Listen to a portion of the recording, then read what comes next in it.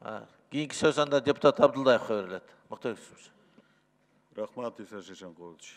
Мен ешкімді сындайын деген ойым жоқ, мен сунуш берейін деп атам. Мынаке премьер-министрдің отчеты бойынша мынауындай қалың документ алдық, турабы.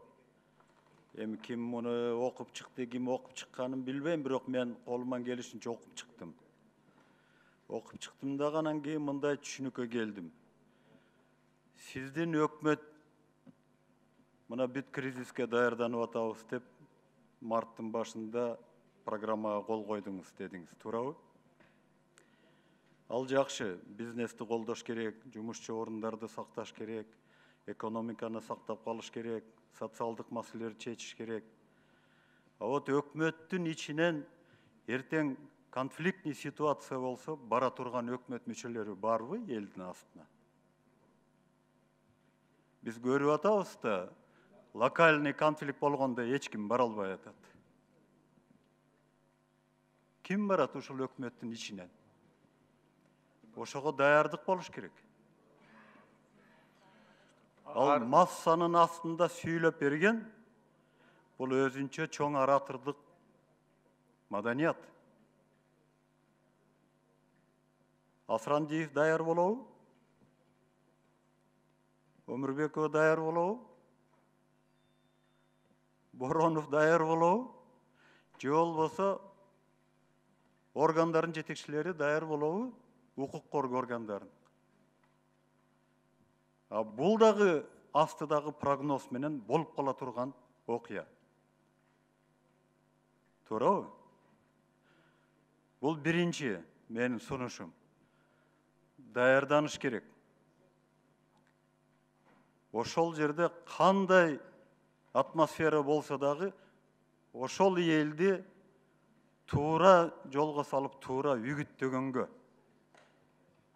Ал үчүн мен айтып коеюн, урматтуу депутаттар, урматтуу өкмөт мүчөлөрү, ал үчүн дух да керек элдин астында турганга.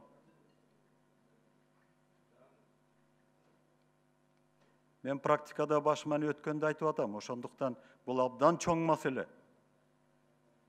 Ал жана бир депутаттар айтып атат, жакшы иштедиңиз, кабинеттен чыкпай иштедиңиз депчи. Кабинеттен чыгып иштеш керек. Эл менен иштеш керек. Элди үгүттөш керек, элге туура түшүндүрүш керек.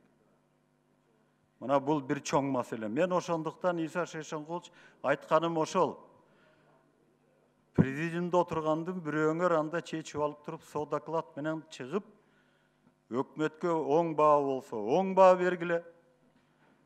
Кемчиликтер болсо, кемчиликтерин айткандай. Мына ошондо туура альтернативный позициялар болот да. Бул менин биринчи сунушум, урматтуу премьер-министр. Экинчи сунушум. Мен муну айтып атканым Европада да көрүп атпайбызбы? Жетекчилер элдин астына чыга албай атпайбы? Бул жерден Турциянын жетекчиси эле элдин астында көп сүйлөп атат. Калганы чыга алган жок азырынча. Экинчи жагы, мен дагы кийинки сунушум, бизде өкмөт мүчөсүндө коргоо комитети барбы? Бар да, мына бул жерде жетекчиси отурат. Бар. Туурабы да? А эмне үчүн мында бир да жеринде коргоо комитети жок? Же өкмөттөн алып койдуңарбы? Мына мен абдан тыкан карадым. 3 эле комитет жүрөт. Комитет по промышленности, комитет по безопасности и комитет по информационным технологиям. А бул комитет жок. Башынан өгөй кылып койдуңар да, бул комитет оборонаныч. Министерство обороны кылабыз дедиңер, кылган жоксуңар. Эми өкмөттүн составына киргизбей атасыңар, жанагы рейтинговый баа берген жергечи. Эмне үчүн мындай? Эмне үчүн Ош шаарын киргизбейсиңер рейтинговый баа берген жерге? Бишкек мэриясы эле жүрөт бул жердечи. аппараттын жетекчиси ушунун баарына башы менен жооп бериш керек да. Документтерди даярдап атканда. Каалаган субъекттердин баарын эле спискадан чыгарып кое бербейчи. Мынакей жок, мына мэрия города Бишкек эле деп жүрөт. Оценка достижений целей программы деп. Ош шаары жок. Эми менин муну киргизип койгула, вот парламентке келгенге чейин. Анан башкы штабты киргизип коюп турсуздар. Куралдуу күчтөрдүн башкы штабы. Мен айтып коеюн, башкы штаб не конституционный орган. А вот комитет — это конституционный орган.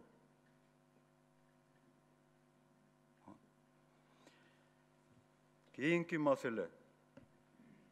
Мына 19-жылдын 1-январынан баштап биз 5 кодексти иш жүзүнө киргиздик. Ошондо жазык кодекси, жазык процессуалдык кодекси, бузуулар,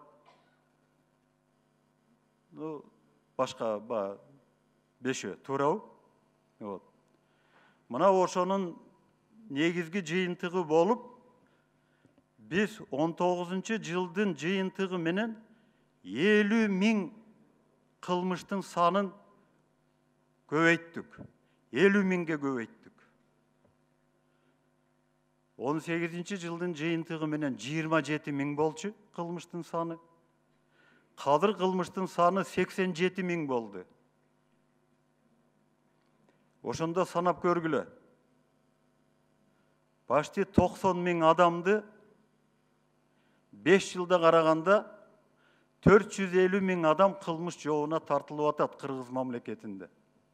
Же тартылат. А буга кылмыш саясатын ким аныктайт анда? Өкмөт аныкташ керек. Демек кандай кадамдар болот? Биз кылмыштын санын кандай кылып азайтабыз? Эгерде ошол 87 000 кылмыш катталган болсо, ошонун канчасын улуттарга бөлгөндө кайсы улутка канчасы түшөрүн да санашыбыз керек да. Мына бу жерде отурушат, основной масса бир улут болуп калат да. А муну кандай деп чечебиз анда? А тергөөнүн жыйынтыгы менен. Мына бул жерде сиздин артыңызда министр финансы отуруп атат, финансы министри. Мен 2 жолу сурадым вообще. 2 жолу тең айтты, берем деп, бирок берген жок жанагы цифраларды. Кагаз түрүндө. Канча сумма, орус тилинде айтканда, возмещен от ущерба. Бул жерде берип атасыздар, сумма астрономический, возмещение деген. 6,5-7 миллиардтын тегерегинде жүрөт мынакей бул жерде.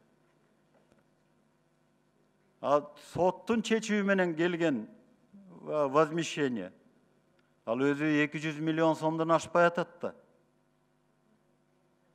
А биз кимди алдап атабыз? Биз бири-бирибизди алдай беребизби? Мен ошондуктан жанагы сиздердин депозитни эсебиңерге мен айтпадым беле. Бул туурабы, туура эмеспи караш керек. Сот гана аныктайт болгон чыгымды. Ошонун чечими менен гана эсепке алынат. Ошондо ар бир 10 сом болобу, 100 сом болобу бюджетке түшүш керек. Ал бир депозитке түшөт деген туура эмес. Бюджетке эсепке алыныш керек ал акчанын баары. Анан бөлүнүш керек. Ошондой ойду айтылгандан кийин анан кичине президент айта баштады, эме депчи, кеңешмеде. Мунун баарын бюджетке которушубуз керек депчи. Биз мына Акылбек Үсөнбекович баарыбыз иштеп жүргөндө ар бир сомду бюджетке которчубуз. Бюджеттик кодекс бар да, бюджеттик тартип бар да. А тиги депозиттеги акчаны ким каяка пайдаланып атканын ал 4 жылдан кийин билинип калат анан кийин. Мына ушул сунуштарды мен айтып атканым, Мухаммедкалый Дүйшекевич, баарын киргизип коюңуз. Мен мындай таалуулуу жерин эле айтып атам. Но мага мындай деп атышат, эгерде президиум доклад кылбаса, тамашалап айтып атышат, анда Акылбек Үсенбекович экөөңүздөр эле кылып койбойсуздарбы депчи. Проблема эмес. Анда абдан сындуу доклад болуп калышы мүмкүн. Ошондуктан мына президиумда отурган 4 жетекчи бизди башкарып атат да 4-өө жооп берет да биздин тагдырыбызга. Башкарган жакшы, бирок аткарганы да бар да. Жоопкерчилиги да бар да. Ушунча элди башкарып атам деп ал хорошо, но бирок жооп бериш керек анда. Же болбосо проблема жок, аны биз өзүбүздүн бир болдун фракциясынан суранабыз, жетекчибизден. Алтынбек Турдубаевичтен. Иса Сешенкуловдун отчетун биздин фракцияга коюп угалы депчи. Анан чыгарып коебуз парламентке. Ал жерде маселе жок, ага көп эле акылдын кереги жок. Жыйынтыктасаңыз, Муктар Жүсүпович. Иә. Убакыт. Жок, мен сизге айтканда эле сиз дайыма Жооп берем мен азыр. Жок. Жооп берем. Ошондуктан мен дагы бир жолу айтайын. Сиз доклад кылып коюңуз. Доклад деген эле ал баягы талкалап жиберет деген эмес. Анализ. Мына Алтынбек Турдубаев жакшы ойлорду айтты. Эртең кандай кылып өкмөт ушунун баарына туруштук берет деп. Ошого парламенттагы биз оюбузду айталы да. Кечээ айтпадыкпы? Ынтымактуу болуп иштейли депчи. Демек, биз дагы ушул маселени көтөрүшүбүз керек да. Рахмат анда. Рахмат. Мен жооп берип коем я. Рұқсат бересизби? Муктар Юсупович, жакшы сунуштарды айттыңыз, каалоо тилектерди айттыңыз, кабыл алабыз. Жанагы ар кандай катаалчылык болуп калса, барып ошол жерге элге жолугасыңарбы деген ойду да айттыңыз. Мен ойлойм, ар ким өзүнүн маселеси боюнча элге чыгып, өзүнүн оюн айтып, анан элге түшүндүрүп, коюлган тапшырманы аткарганга даяр. Даяр эместеринен кээ биринен арылдык, билесиздер да. Ошон үчүн мен ойлойм, баардыгы ошол сиздин айткан каалоо тилекти азыр тутуп алып, өзүнүн психологиялык жактан даярдап атат деп ойлойм. Бирок андай кырдаал болбосун эми. Боло турган болсо, мен өзүм башында туруп даярбыз баардыгыбыздан.